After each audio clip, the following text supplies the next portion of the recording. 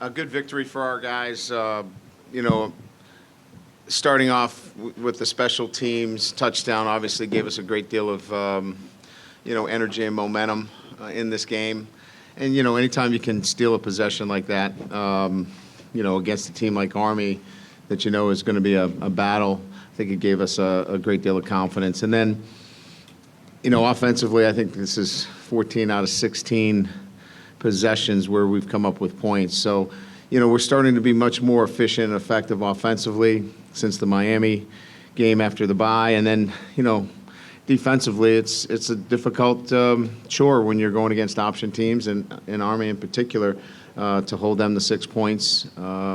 Great job by our defensive staff and great execution by our players. So, a complete performance by our guys. Probably there's something to pick at always, but pretty good performance all around by our football team. So, with that. Questions, raise hands. We'll bring the mic over. Coach, what was the impact on CJ that he had from the Miami game, from the mistake there, to, in terms of confidence and everything else? Yeah, it clearly was one word. It was to be more decisive, and you could see that in the way he played today as a starter and on special teams. He was extremely decisive in everything that he did, and it showed itself. I think he learned a lot from that game, and when he was indecisive, how bad things can happen. So another young player really in an unfortunate situation where we're, losing a football game. Certainly wasn't on him, but he learned a lot about being decisive. Coach, you're right. Week 2 against the option, it seemed they settled in faster defensively and just maybe more confident up there on the front seven, attacking the backfield. Yeah, we went to some more odd front. Last week we mixed up some fronts and played a few more fronts. We needed to get off the field, so we made some decisions on how we could. We felt how we could force that, and you're some guys got to do some tough jobs to play odd front against triple option, but the two inside backers, the two tackles did a really good job, which allowed our safeties to run. And, they're pretty good athletes, and we were able to obviously do a really good job of tracking them down. Notably on that note, Julian Love and Cole Luke both played well. Could you talk about Love as a freshman adapting to these teams?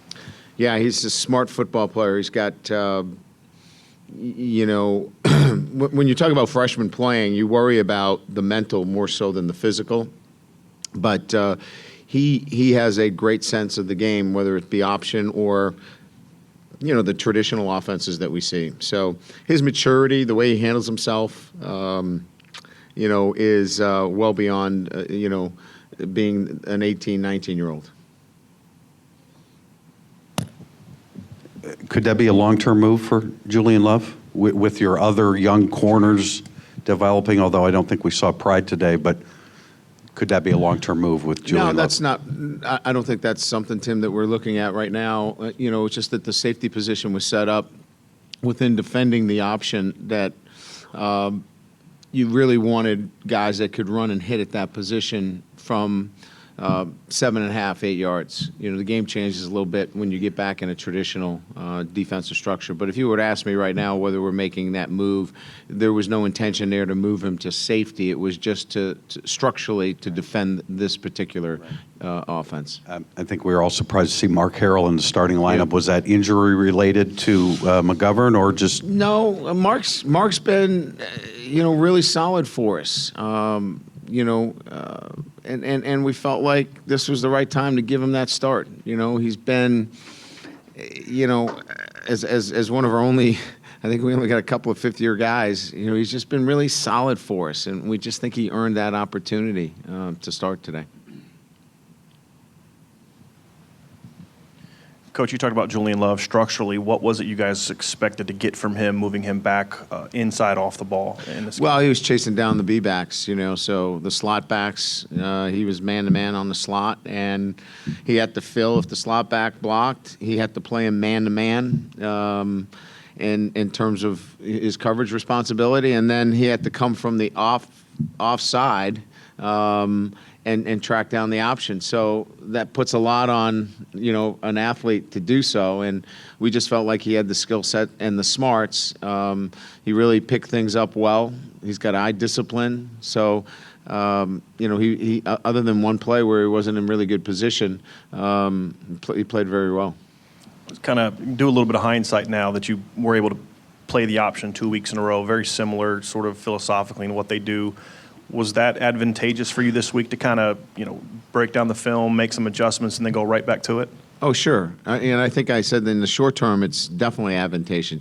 It's the long term. It's getting ready for Virginia Tech now, having had 2 weeks not playing against traditional offenses. So we got a lot of work to do. We got to get to work on Tuesday, and it's got to be a schedule that allows our guys to get a lot of work at, cover 4 and cover 6 and cover 2 and, what we do normally. So that's where the work's really going to, come into play for us. But no question that back-to-back weeks helps you from that perspective. Statistically, this was your best rushing performance of the season, 261 yards.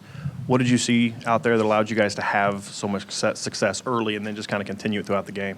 Well, we were able to throw the ball over their heads, and it backed them off. So it gave us some opportunities to run the football. I think, any time that you get the ball vertically down the field, it's going to open up your running game because they certainly weren't going to play their safeties down. They were much more interested in staying over the top, which gave us the opportunity to get some pretty good looks to run the football. And then lastly, Deshaun seemed to kind of two things noticed today. One is he seemed to go to his second, third options a lot more than he had in the past, just opportunity-wise. Yep. Kind of what was there that was allowing him to kind of to get back to that? He's maturing as a quarterback. He got the game ball. Thought he matured. He made a mistake, obviously, in the red zone, but, he can't make those. But I liked his leadership today. I liked his leadership all week. He was vocal. He was holding players to a higher standard. I liked his toughness. And he's growing. He's into his second year as a quarterback, and you can start to see the things that a quarterback needs to successfully win football games, and that is one of those things. He's got to be a really good leader, and I thought he was a really good leader today. You've talked for years about how important it was to have a quarterback that can extend plays, not just be able to run the football, but extend plays. We saw that a lot from Deshaun today. Just not only running but throwing. Just kind of what was he? And what does that add to an offense when you're able to do that? Well, they do a really good job defensively. I mean, obviously they may not think that they did today, but they put you in some tough situations and dropping 8 and then bringing different pressures. And when we were able to push the ball vertically, it opened up a lot of things for us. And then in third down, we got out of trouble a lot on third down, and a lot of it was Deshaun keeping plays alive. When they dropped 8, he was able to scramble. When they brought pressure, he was able to get the ball out of his hands. So he did a really nice job. I think we were 10 of 13 in third down situations. So he was pretty key for us in third down. Brian, I realize you didn't want to play as many freshmen in as many prominent roles as you have, but now that that's banked, what do you want that group to have gotten most out of this season? Well, outside the experience in making plays, which gains confidence in the group, experiencing what it takes to win consistently, and that is the kind of preparation that they go into relative to Tuesday, Wednesday, Thursday, and how they have to prepare. When you're put on that front line of preparation versus watching, it's totally different. So how they prepared is going to. It has built great equity moving forward. And then, the game's a tough game that requires a mental toughness that they're starting to understand, that you have to fight for every inch. And that's been something that at times, we haven't quite had it right, and we're starting to really understand over the last 3 weeks when we came back from the bye, after we kind of detailed out what we needed to look like. They're starting to get that. So they get that piece of that mental toughness piece that they can carry with them. It seems like Love has some real natural leadership ability. We don't really know Stefferson as well, but like, can they be leaders within that group of younger guys? Yeah, I think when you look at Julian Love, that's somebody that he has.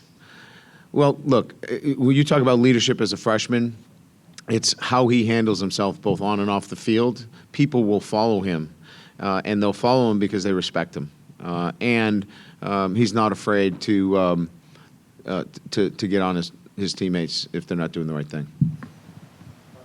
Coach, what does it mean when two teams take part in each other's alma mater after the game? Yeah, I mean, this is the second week now in terms of the academies. Just, obviously, we play these games for a reason. They're tough to play, these games, first of all. These teams are tough. Navy and Army are tough teams to play. But when you're done playing the game, there's just a natural respect that you have for them and for how they do their business. In the classroom, out of the classroom, their preparation, their sacrifice, and then to go on the football field and compete against them, and then share and singing the alma mater together. It's just it makes it a special event, and so with all those special moments in the game, I think it's the right way to finish it by singing the alma mater together. Final two questions. Brian, how much did Torrey Hunter practice this week? When did you make the decision on him? He just wasn't explosive. He just didn't have that. So he's going to be day to day.